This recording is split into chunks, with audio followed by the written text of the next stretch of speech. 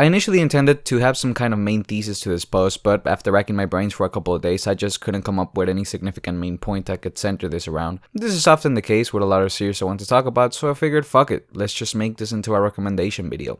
Heterogeneous Linguistics is one of the most interesting fantasy manga out there, and I'm not saying that just to hype you up. I legitimately do think this is one of the most interesting fantasy manga out there, alongside stuff like Dungeon Meshi, which I might talk about in the future. Heterogeneous Linguistics is about a linguist who travels to the land of monsters, a land which, through background information and tidbits of culture, can be inferred to be some kind of long-fallen human kingdom that was at some point overtaken by the monsters that inhabit it now. As the name implies, this manga is about linguistics, but it's also about a whole lot more. I can't help but have immense respect for works that manage to plant an incredibly dense idea without having to dedicate its entirety to said idea. Heterogeneous Linguistics is most definitely one of those series, but it doesn't do any good for me to just tell you that, so how about we break down the first chapter to some extent. The start is quick and brief in explaining what is going on. A professor injured himself and, unable to continue his research, he opts instead to hand it over to one of his young pupils. Said pupil then goes to the world of the monsters, and we learn through our main character that the image of this world for most humans is that of a land filled with fierce and savage creatures.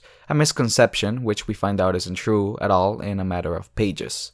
It's the brevity of this debunking that I immediately found the most interesting. Most manga about clashing cultures, especially in a fantasy setting, tend to try and drag out the perceived differences between said cultures in order to create tension. Yet, Heterogeneous Linguistics immediately throws this biased perception, and as a result, the tension, out the window. Because the main character is part of the academic world, there is no room for forced bias without concrete foundation. If the reality presented in front of him gives him no reason to cling on to said bias, then there's no reason to pretend like that bias holds true. This personality trait already gives the protagonist an air of likability, and more importantly, does so without having to make a big deal about how huge his dick is because he can accept different cultures for who they are. A huge trope in all fantasy anime and manga in which your main character is an outsider of the world he is traveling through. It's a well-structured manga from the get-go because its protagonist is fueled by a sense of duty that doesn't imply the need to save the world or heavily change the flow of its culture, but to observe and learn from the giant cultural pot that is the world of the monsters, something which can't be done unless he is willing to throw himself into said pot and do his best to right the many currents. That's not to say our protagonist isn't a hero. As we learn quickly, the land which the monsters inhabit was once human land, and was eventually overtaken by the monsters as they grew more and more frustrated at the rash and violent assumptions and actions of the humans. And, later on, we learn that this radical bias is still very much prevalent in the modern human world. As such, the actions of our protagonist can be seen as noble, mostly because his duty to research these extremely foreign languages is for the purpose of better understanding the world of the monsters, and bringing this understanding to the human world so that there might one day be clearer communication between the two.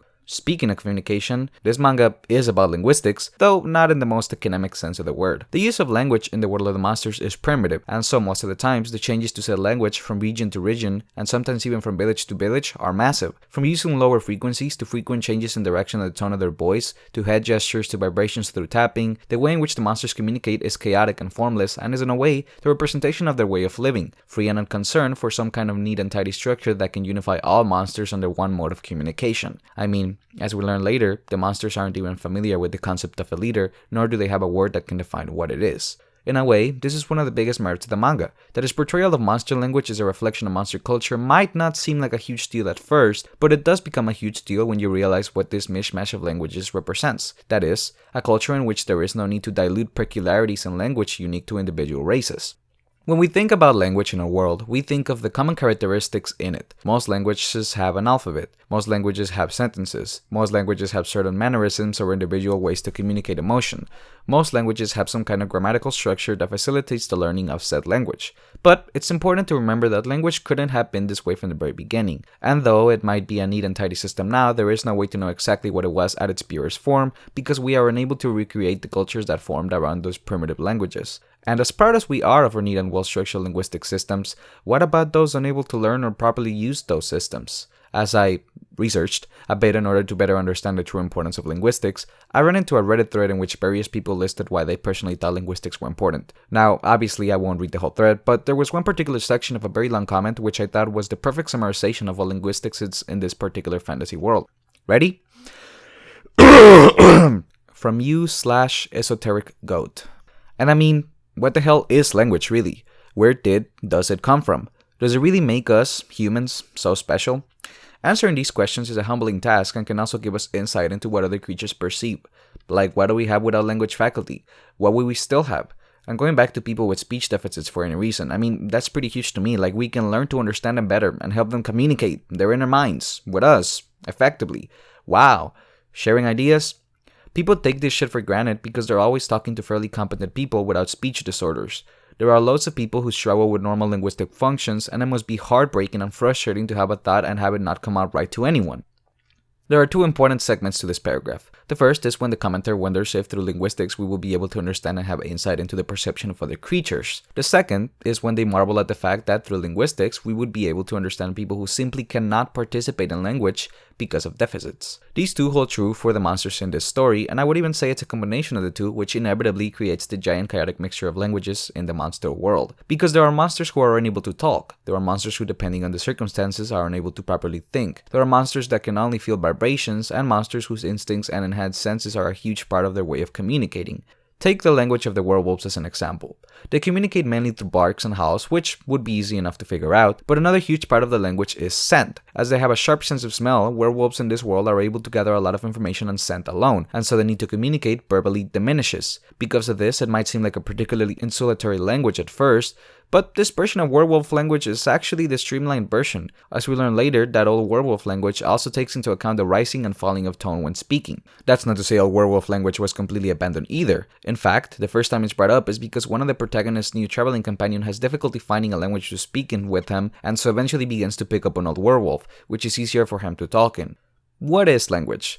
It's a set of sounds that helps a group of people relay thoughts as accurately as possible. It is a structure that glues societies together, whether they wish it or not. It is searching for the most optimal way to communicate with each other, and it is an entryway into understanding other cultures. No matter how much I like anime, and how many common words I picked up from years of watching it subtitled, I will never be able to have a completely holistic view of how that culture functions until I fully learn that language and participate in that culture. Even if feasibly there were people translating every single bit of media that comes from Japan, we would still be unable to fully understand the inner functions of that culture because it's being translated.